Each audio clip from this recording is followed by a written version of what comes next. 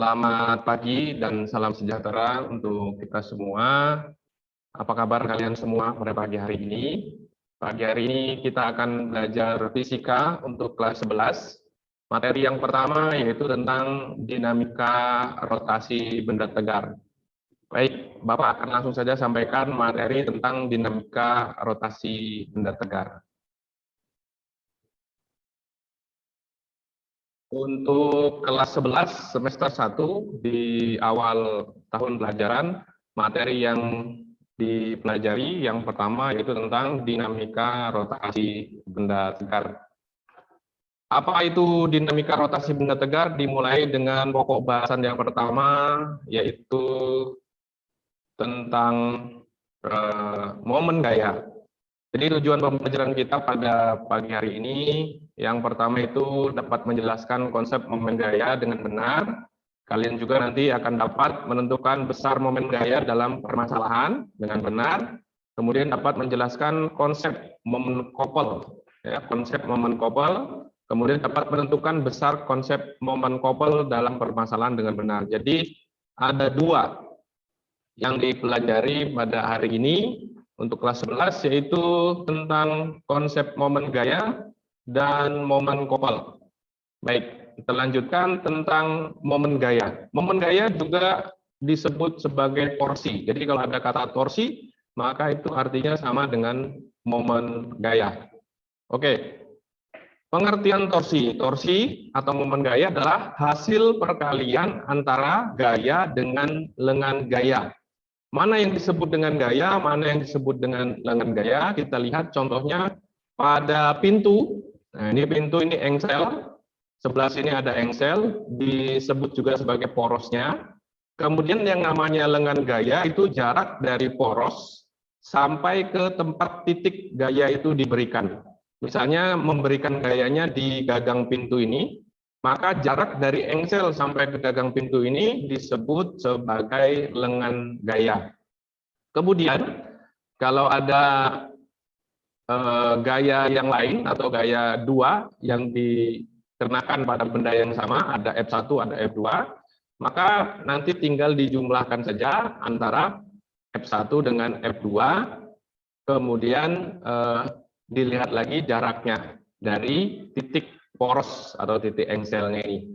Maka torsi atau momen gayanya besarnya adalah F dikali R atau R dikali F, di mana R adalah lengan gaya, F adalah gaya.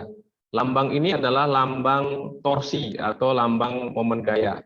Ini dibaca tau, ya. Tau sama dengan R dikali dengan F. Selanjutnya, kalau kita lihat momen gaya itu sebenarnya membuat benda bisa bergerak rotasi atau berputar. Nah, momen gaya itu berbeda dengan gaya. Kalau gaya itu menyebabkan benda bergerak lurus atau benda bergerak translasi. Tetapi momen gaya atau torsi itu menyebabkan benda bergerak berputar. Karena tadi ada poros, kemudian didorong oleh gaya, maka terjadilah momen gaya, maka benda itu akan bergerak berputar atau bergerak rotasi. Contoh lainnya selain dari pintu, ada juga di ini ya, kunci pas, kunci ring yang biasa kalian jumpai dalam kehidupan sehari-hari. Nah, yang menjadi porosnya yang ini, di tempat baut itu diletakkan, kemudian memasukkan kunci itu menjadi poros. Kemudian R atau lengan gayanya itu dari poros sampai ke ujung di mana kita memberikan gaya. Sampai di ujung di mana kita memberikan gaya. Nah, tetapi di sini ada suatu permasalahan, gaya yang diberikan F-nya ini tidak tegak lurus.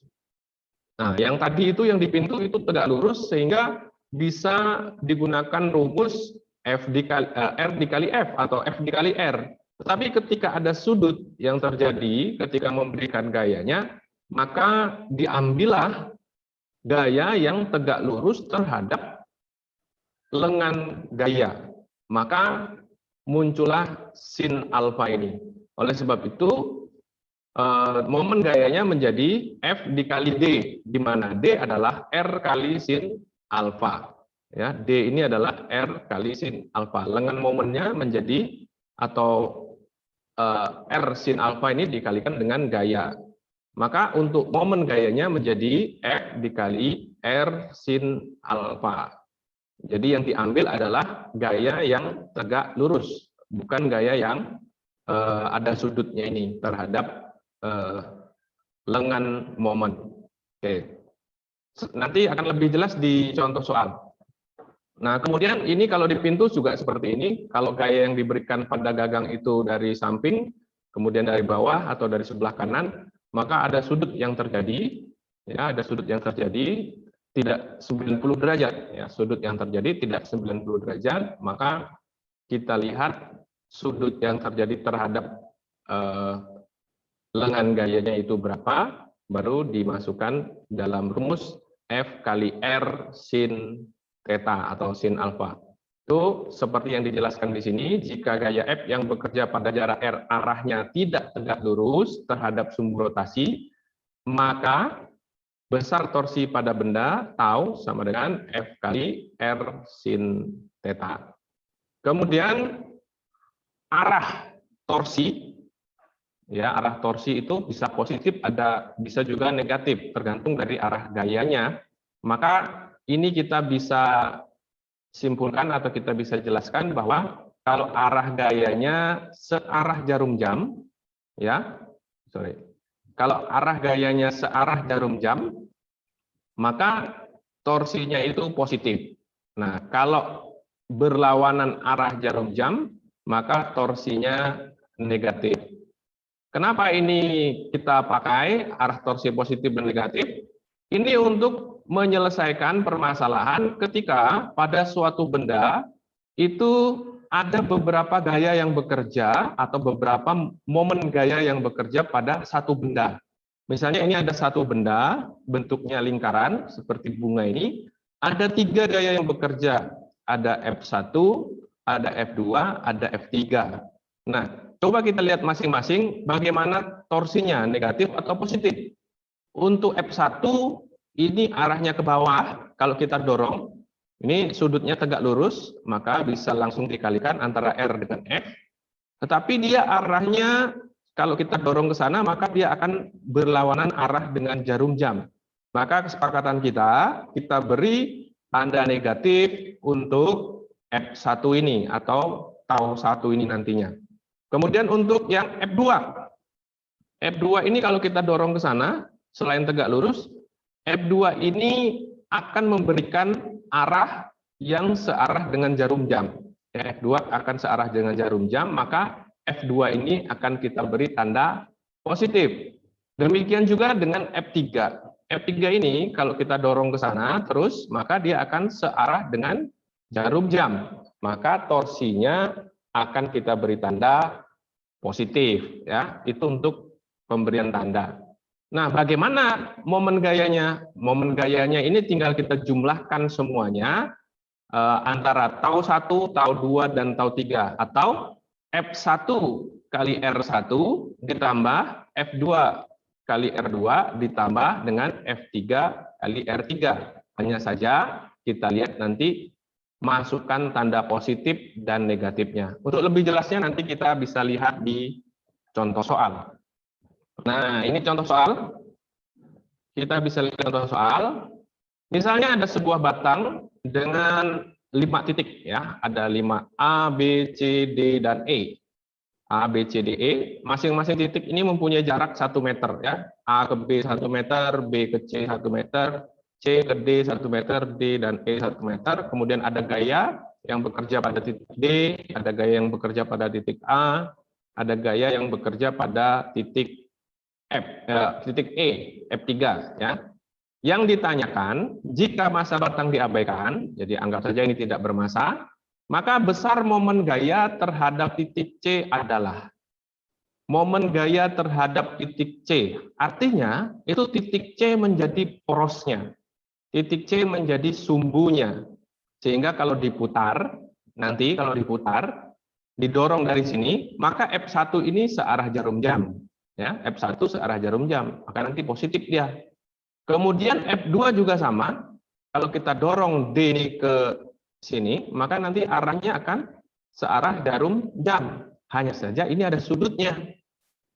Nah, itu ada sudutnya. Kemudian gaya yang bekerja pada titik E atau F3 ini kalau kita dorong ke sana, maka nanti arahnya, torsinya akan berlawanan arah jarum jam. Maka F3 ini nanti akan diberi tanda negatif. Nah, kita akan selesaikan. Jumlah semua momen gayanya adalah tau 1 ditambah tau 2 dikurang tau 3. Kenapa dikurang tau 3? Karena tadi kita sudah bahas bahwa arahnya berlawanan dengan jarum jam. Maka tau sama dengan F1 kali L1 ditambah F2 kali L2 dikurang F3 kali L3. Kita lihat satu-satu, F1 berapa? F1 4 Newton, masukkan di sini. Kemudian L1 2 meter. Dari mana 2 meter? 2 meter dari titik C sampai titik A. Karena tadi yang sebagai poros adalah titik C. C sampai A itu 2 meter. Dilihat dari sini, 1 tambah 1 sama dengan 2. Jadi 4 kali 2. Kemudian F2. Nah ini F2 ada 6 Newton, kemudian dikali dengan L-nya. L2-nya itu dari C sampai D, berapa meter? 1 meter saja, dari C sampai D 1 meter. Kemudian ada sudutnya 30 derajat. Maka sesuai dengan penjelasan saya tadi, digunakanlah sin 30 derajat. Ya. Sin 30 derajat itu nilainya setengah. Lalu ditambah lagi dengan tau yang ketiga, yaitu 6 Newton kali 2 meter. Dari mana 6 Newton? Ini 6 Newton. Dikali 2 meter, dari C sampai E, ini lengan gayanya itu adalah 2. Jadi dikurang 6 kali 2. Nah ini 4 kali 2, 8. 6 kali 1 kali sin theta. Sin theta itu setengah. Setengah kali 1 kali 6, dapatnya 3. Kemudian dikurang 12. Dari mana 12? Dari 6 kali 2 ini. Dapatnya 12. Hasilnya kalau dijumlahkan 8 ditambah 3 dikurang 12, hasilnya min 1 Newton meter, ya, min 1 Newton meter. Artinya apa? Min 1 Newton meter ini. Jadi besar torsi di titik C sama dengan negatif 1 Newton meter. Negatif itu menunjukkan batang akan berputar berlawanan arah jarum jam. Jadi dari total ketiga gaya ini akan menghasilkan gerakan rotasi yang arahnya berlawanan dengan jarum jam dengan torsi sebesar negatif 1 Newton meter. Itulah jawaban dari contoh soal ini. Ya, nanti kalian juga bisa pelajari contoh-contoh soal lain yang ada di internet. Oke, selanjutnya materi yang kedua tentang couple dan momen couple. Couple itu apa ya? Dalam bahasa Inggris couple itu pasangan ya, couple. Tapi di bahasa Indonesia jadi couple gitu ya. Couple adalah pasangan gaya-gaya sejajar tetapi berlawanan arah yang mengakibatkan benda berotasi. Jadi ada F, ada F. Ini besarnya sama. Contoh ini ya. Besarnya sama. F dengan F besarnya sama. Kemudian porosnya di tengah-tengah. Kemudian jarak dari gaya yang satu dengan gaya yang dua itu disebut D. Dikasih lambang D, kemudian ini menyebabkan bisa berputar, bisa menyebabkan benda berputar. Couple terdiri atas dua buah gaya sebesar F yang dipisahkan oleh jarak agak lurus dari garis kerja keduanya, yaitu D. Jadi F ini sama besarnya, kalau di sini 2, ya di sini 2, begitu. Kemudian dipisahkan D, kemudian dua arahnya berlawanan, yang satu ke kanan, yang satu ke kiri. Itulah yang disebut dengan couple. Nah, kalau momen couple gimana? Kalau momen couple itu adalah besarnya couple itu ditentukan dalam momen couple, didefinisikan sebagai perkalian antara F gaya dengan jarak kedua gaya itu D. Jadi momen couple lambangnya M adalah F dikali D. Jadi ini ada, kalau ada yang ke kiri, ada yang ke kanan, biasa couple positif dengan couple negatif. Kalau couple positif searah jarum jam, couple negatif berlawanan arah jarum jam. Ini D, jarak antara kedua gaya itu, kemudian besarnya sama, tetapi yang dikalikan nilai yang sama. Jadi kalau sini 2, di sini 2, ya yang dikalikan 1 saja, jangan 2 kali 2 kali D, salah. Tetapi 2 dikali dengan D-nya. Nah, itulah momen couple. Kalau pada suatu benda ada beberapa momen couple, ya tinggal dihitung saja ini, tinggal dijumlahkan saja. F1 kali D1 ditambah F2 kali D2 ditambah F3 kali D3 dan seterusnya dengan melihat arah couple-nya, Berikut contoh. Ini misalnya ada dua gaya bekerja berlawanan arah, sudutnya sama 90 derajat. Kemudian sebuah batang homogen memiliki panjang 4 meter. Di tiap-tiap ujung dikenakan gaya F 30 Newton, maka besar momen couple pada batang tersebut adalah. Sudah ketahuan di sini bahwa D-nya adalah 4 meter, F-nya adalah 30. Jadi tinggal kalian tulis saja rumusnya tadi, ya, rumusnya adalah momen couple M, ya, M sama dengan apa tadi, F, ya, dikali dengan B. Nah, dikali dengan B, maka F-nya 30 Newton, ya, dikali dengan D-nya berapa? D-nya adalah 4 meter. Nah, maka hasilnya 30 dikali 4 adalah 120 Newton, ya.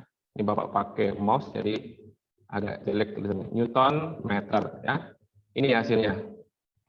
Nah, ini momen couple-nya 120 Newton meter, bukan 30 kali 30 lalu dikali dengan 4, tidak. Tapi karena sama dan arahnya berlawanan disebut couple, maka momen couple-nya adalah 120 Newton meter.